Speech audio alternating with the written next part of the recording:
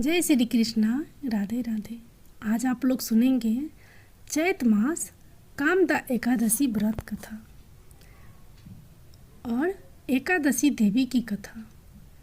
मूर नाम का एक दैत्य था। रावण और कंस की तरह वह भी बड़ा आतंक मचाता था। स्वर्ग में देवों सहित सभी को पीड़ा देता था। सब लोग उससे रक्षा मांगकर श्रीमन नारायण के शरण में गए। भगवान ने कहा, मैं उसे संभालता हूँ, चिंता मत करो। भगवान मूर के साथ युद्ध करने लगे, लेकिन अपनी सारी शारीरिक शक्ति लगाकर भी भगवान कुछ नहीं कर सके। भगवान को युद्ध के मैदान से पलायन करना पड़ा। वे हिमालय की एक गुफा में छिप गए। मूर भी उनका पीछा करते हुए वहां पहुंच गया। भगवान ने ध्यान करना शुरू किया और उनके मन से एक शक्ति उत्पन्न की, उनकी मानसिक शक्ति। इस शक्ति ने बाहर आकर मूर को अपनी तलवार से मार डाला।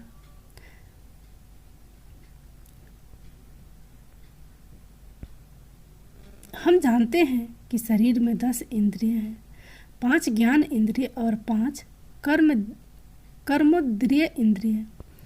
11वीं इंद्रिय है मन। संस्कृत में एकादशी का अर्थ है 11। चूँकि यह देवी उनके मन भगवान की 11वीं इंद्रिय से निकली थी, इसलिए भगवान ने उन्हें एकादशी के नाम से पुकारा। एकादशी माता की उत्पत्ति का दिन उनके नाम से ही जाने लगा। माता एकादशी के अंतिम चरण के दौरान उत्पन्न हुई थी, इसे जयंती कहते हैं। और उन्होंने द्वादशी के पहले चरण के दौरान दैत्य को मार डाला था, इसे समरंती कहते हैं। भगवान ने घोषणा की कि एकादशी के दौरान देवी के इस महान कार्य के कारण पूरे जगत में कोई भी पाप नहीं रहेगा। लेकिन पाप तो पहले से ही है। जब उसने यह सुना, पाप पुरुष आश्चर्य की तलाश में इधर उधर भागने लगा। एकादशी के दौरान वह कहाँ रहेगा?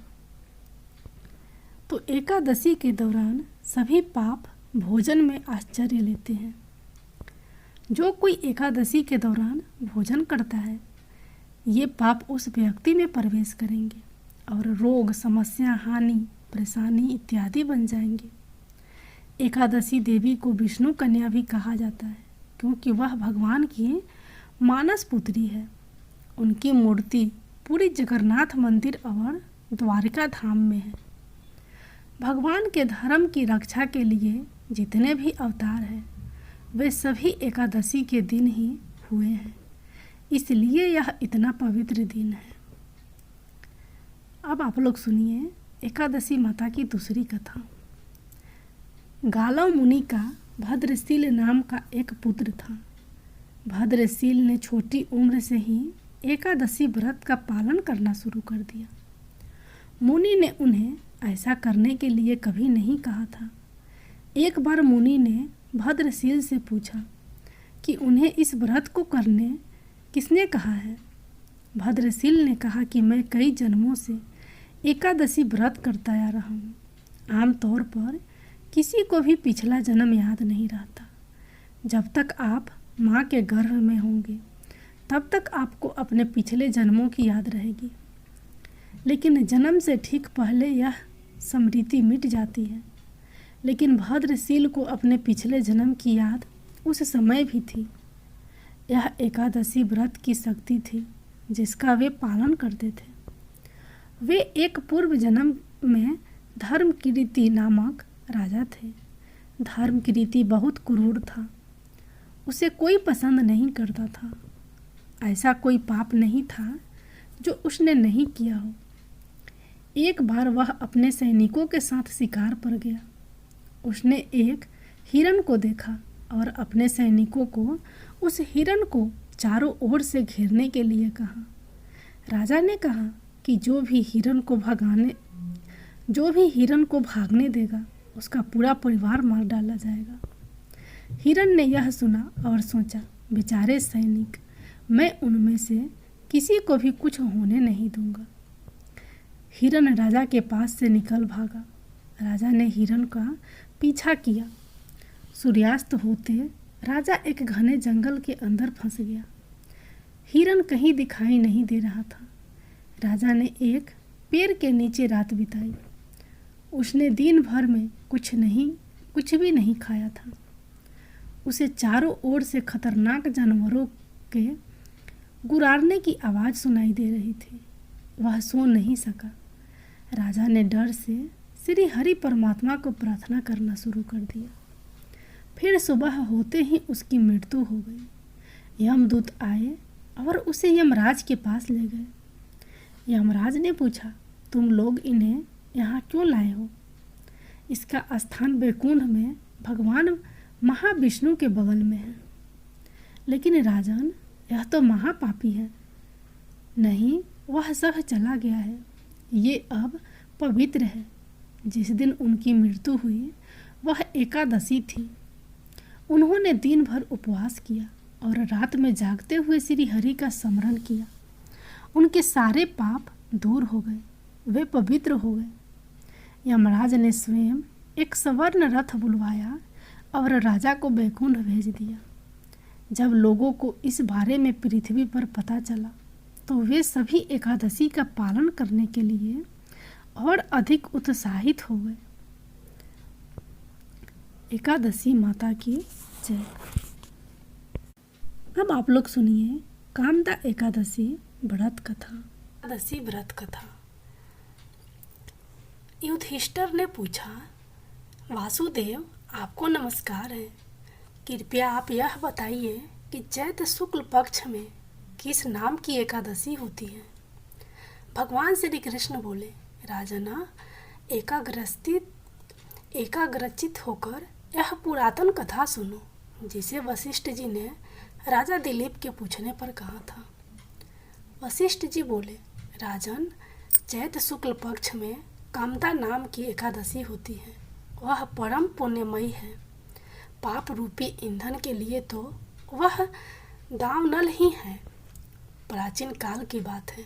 नागपुर नाम का एक सुंदर नगर था जहाँ सोने के महल बने हुए थे। उस नगर में पुंडरीक आदि महाभयंकर नाग निवास करते थे। पुंडरीक नाम का नाग उन दिनों वहाँ राज्य करता था। गंधर्व, किन्नर और अप्सराएं भी उस नगरी का सेवन करती थी। वहाँ एक श्रेष्ठ अप्सरा थी जिसका नाम ललिता था। उसके साथ ललित नाम वाला गंधर्व भी था। वे दोनों पति पत्नी के रूप में रहते थे। दोनों ही परस्पर काम से पीड़ित रहा करते थे। ललिता के हृदय से सदा पति की ही मूर्ति बसी रहती थी और ललित के हृदय में सुंदरी ललिता का नित्य निवास था। एक दिन की बात है। नागराज पुंडरीक राज्यसभा में बैठकर मनोरंजन कर रहा था। उस समय ललित का गान हो रहा था, किंतु उसके साथ उसकी प्यारी ललिता नहीं थी। गाते गाते उसे ललिता का स्मरण हो आया, अतः उसके पैरों की गति रुक गई और जीभ लड़खड़ाने लगी। नागों में श्रेष्ठ कक्रोटक को ललिता के मन का संताप ज्ञात हो गया, अतः उसने राजा पुंडरीक को उसके पैरों की गति रुकने और गान में त्रुटि होने की बात बता दी। करकोटक की बात सुनकर नागराज पुंडरीक की आंखें क्रोध से लाल हो गई। उसने गाते हुए कामातुर ललित को श्राप दिया, दुबुधे, तू मेरे सामने गान करते समय भी पत्नी के वशीभूत हो गया, इसलिए राक्षस हो जा। महाराज पुंडरीक के इतना कहते ही वह गंधर्व राक्षस हो गया।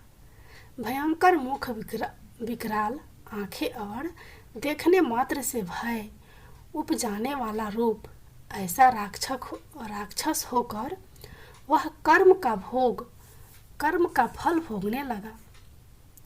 ललिता अपने पति की विकराल आकृति देख मन ही मन बहुत चिंतित हुई। भारी दुख से वह कष्ट पाने लगी। सोचने लगी, क्या करूं, कहाँ जाऊं, मेरे पति पाप से कष्ट पा रहे हैं। वह रोती हुई घने जंगलों में पति के पीछे पीछे घूमने लगी। वन में उसे एक सुंदर आश्चर्य आश्रम दिखाई दिया जहाँ एक मुनि शांत बैठे हुए थे। किसी भी प्राणी के साथ उनका वैर विरोध नहीं था। ललिता शीघ्रता के साथ वहाँ गई और मुनि को प्रणाम करके उनके सामने खड़ी हुई। मुनि बड़े दयालु थे। उस दुखनी को देखकर वे इस प्रकार बोले, सुबह तुम कौन हो, कहाँ से यहाँ आई हो, मेरे सामने सच सच बताओ। ललिता ने कहा, महामुने वीरधनवा नाम वाले एक गंधर्व हैं। मैं उन्हीं महात्मा की पुत्री हूँ। मेरा नाम ललिता है। मेरे स्वामी अपने पाप दोष के कारण राक्षस हो गए हैं। उनकी यह अवस्था देखकर मुझे चैन नहीं है। ब्राह्मण, इस समय मेरा जो कर्तव्य हो वह बताइए। विप्र, जिस पुण्य के द्वारा मेरे पति राक्षस स्वभाव से छुटकारा पा जाए उसका उपदेश कीजिए। ऋषि बोले, भद्रे, इस समय चैत मास के शुक्ल पक्ष की कमदा नामक एकादशी तिथि है, जो सब पापों को हरने वाली और उत्तम है। तुम उसी का विधि पूर्वक व्रत करो और इस व्रत का जो पुण्य हो उसे अपने स्वामी को दे डालो। पुण्य देने पर क्षण भर में ही उसके शाप का दोष दूर हो जाएगा। राजन, मुनि का यह वचन सुनकर ललिता को बड़ा हर्ष हुआ। उसने एकादशी को उपवास करके द्वादशी के दिन उन महर्षि के समीप ही भगवान वासुदेव के श्री विग्रह के समक्ष अपने पति के उद्धार के लिए यह वचन कहा, मैंने जो यह कामदा एकादशी का उपवास व्रत किया है उसके पुण्य के प्रभाव से मेरे पति का राक्षस भाव दूर हो जाए।